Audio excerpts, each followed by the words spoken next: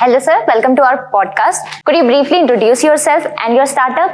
Myself Shubham Patidar. I am from Madhya Pradesh. I am a PhD research scholar in aquaculture branch and I have more than 5 years of experience in fisheries, aquaculture and cooperative sector. So my startup name is Solar Oxy Bicycle. It looks complicated. इसको थोड़ा easy way में बताएंगे कि ये क्या है और इसका इंस्पिरेशन आपने कहाँ से लिया है? Okay, Sika. So my startup name is Solar Oxy Bicycle. So Solar Oxy Bicycle क्या है? Solar Oxy Bicycle एक ऐसा इनोवेटिव प्रोजेक्ट है या ऐसा एक इक्विपमेंट है जो तालाब में ऑक्सीजनेशन करता है through the bicycle, through the pedalling the bicycle and also solar too. एक प्रकार का हाइब्रिड डिजाइन है जो मेरे द्वारा इनोवेट किया गया है। इसके पीछे एक शॉर्ट स्टोरी है जो मैं आपको बताना चाहता हूँ। बिल्कुल सर।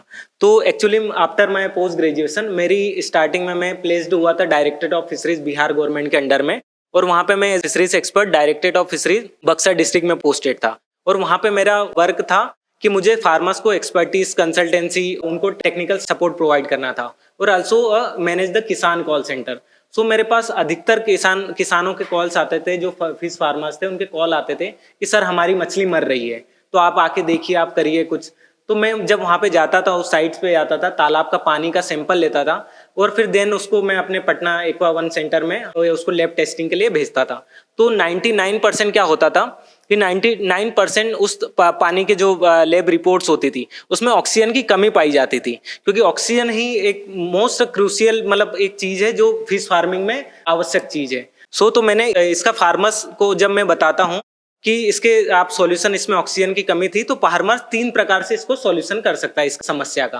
पहला है कि वो एक इलेक्ट्रिक एरेटर या कमर्शियल एरेटर खरीद के पानी को या तालाब को ऑक्सीजनेशन कर सकता है ना। बट इन नाउ इंडस्ट्री में एक छोटे किसान के लिए अफोर्डेबल नहीं होता कि एक इलेक्ट्रिक एरेटर या जनरेटर एरेटर। और कई बिहार के कई ऐसे रीजन्स हैं जहाँ पे अभी भी इलेक्ट्रिसिटी की स्कार्स है, मतलब इलेक्ट्रिसिटी की कमी है, वहाँ तक नहीं पहुँच पाई है। अगर गाँव में है तो उनके तालाबों पर नहीं पहुँच पाई, तो वो इलेक्ट्रिक एरेटर को अफोर्ड नहीं कर सकते। अगर वो इलेक्ट्रिक एरेटर अगर खरीद भी लेते हैं और अगर उसको वाया जनरेटर से बिजली उत्पन्न करके उसको चलाते हैं, तो उसमें भी उनको कॉस्ट आएगा फ्यूल का, तो फ्यूल का कॉस्ट भी वो अफोर्ड नहीं कर सकते। और तीसरा ऑप्शन आता है कि वो नाव से तालाब में जाते हैं और जो चप्पू होता है, जो नाव चलाने वाला होता है, उससे वो पटक के पानी के लार्ज ड्रॉपलेट्स है, उनकी विधि है, और उनको स्मॉल ड्रॉपलेट्स में जैसे कि ऑक्सीजन एटमॉस्फेयर से ऑक्सीजन उसमें मिक्स हो जाए। तो ये 3 ऑप्शन अपनाते हैं, लेकिन ये बहुत हेक्टिक होता है, बहुत मेहनती होता है, बहुत हेक्टिक होता है। इस समस्या को देखते हुए मुझे मैंने सोचा कि इसका कैसे मैं समाधान कर सकता हूँ, फार्मर्स की कैसे मैं अपने इनोवेशन से, या मैं ऐसा क्या चीज़ बनाऊँ जिससे उनकी मैं मदद कर पाऊँ। तो सोलर ऑक्सी बाइसिकल का जन्म हुआ।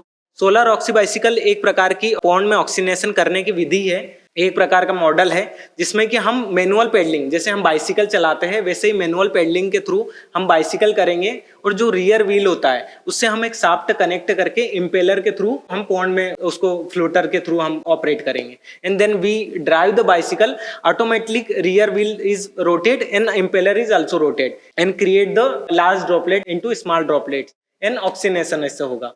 साइकिल एक स्टैटिक रहेगी जो पॉन्ड के डेक पे मतलब रहेगी।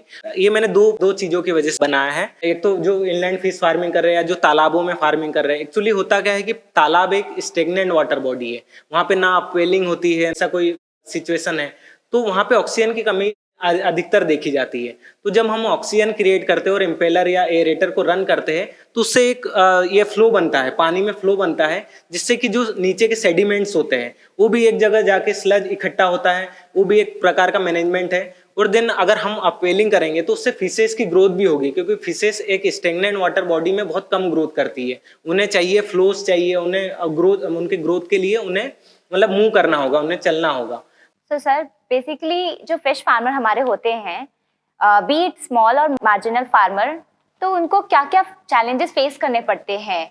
स्टार्टिंग में मैंने बताया कि ऑक्सीजन एक क्रूशियल रोल प्ले करता है फिश फार्मिंग में, कि ऑक्सीजन का रोल सबसे ज़्यादा होता है। ऑक्सीजन अगर कम रही तो उन्हें बीमारियां होगी, ऑक्सीजन अगर कम रही तो उन्हें उनकी ग्रोथ नहीं प्रॉपर होगी, ऑक्सीजन अगर कम रही तो बहुत सारे ऐसे फैक्टर्स हैं जिससे कि फिशेस की मोर्टेलिटी हो सकती है। इसका सॉल्यूशन यही मैंने जो बताया कि सोलर ऑक्सी बाइसिकल इसका एक सॉल्यूशन बन सकता है कि हम कैसे बिना इलेक्ट्रिसिटी, बिना fuel generation, cost effective, sustainable को प्रमोट कर सकते हैं, इको फ्रेंडली वे से हम कैसे हम तालाब में कैसे एक एडिक्वेट ऑक्सीजनेशन करके हम फिशेस की ग्रोथ को हम बढ़ा सकते हैं और उनकी जो बीमारी है उनको हम कर सकते हैं और कैसे फार्मर्स की फिश फार्मिंग में हेल्प कर सकते हैं।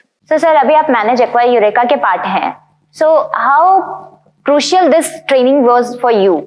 जैसे कि मैनेज हैदराबाद द्वारा एक्वा यूरेका और इंक्यूबेशन कोहॉर्ट 1 जो भी 5 डे मेंटरशिप प्रोग्राम जो आयोजित किया गया था इनके द्वारा, वो बहुत ही जो मेरे लिए फायदेमंद रहा, एक लाइफ चेंजिंग एक्सपीरियंस है।